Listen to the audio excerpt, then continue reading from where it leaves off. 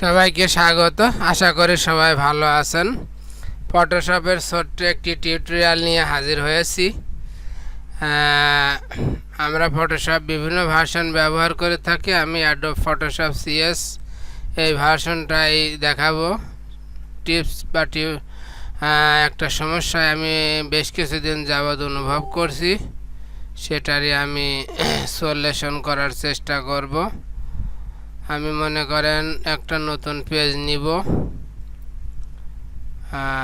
এখানে পিক্সেল দেব 1280 আর নিচে দেব 720, রেজুলেশন দেব 72। দেওয়ার পরে আমি ওকে করলাম।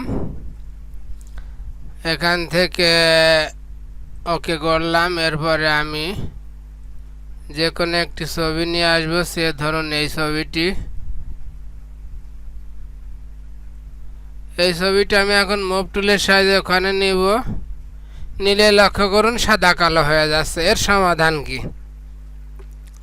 তো এর সমাধানে আমি দেখাবো। তো আমি এগুলো কেটে দিচ্ছি।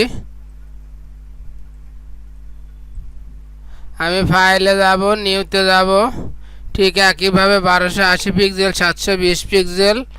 আর কালার মোডের এখানে আপনারা লক্ষ্য করুন গ্রে স্কেল দেওয়া আছে, এটা পরিবর্তন করে দিতে হবে। 8 জিবি কালার দিতে হবে। 8 জিবি কালার দেওয়ার পরে ওকে দিব। এরপরে আমি পুনরায় ওই ছবিটি নিয়ে আসব। নিয়ে আসার পরে মুভ টুলের সাহায্যে আমি যখনই টেনে নেব, লক্ষ্য করুন আর সাদা কালো হচ্ছে না। এই সমস্যাটায় আমি দীর্ঘদিন ভুগছিলাম, আজকে সমাধান পেলাম, এজন্য আপনাদের সঙ্গে শেয়ার করলাম।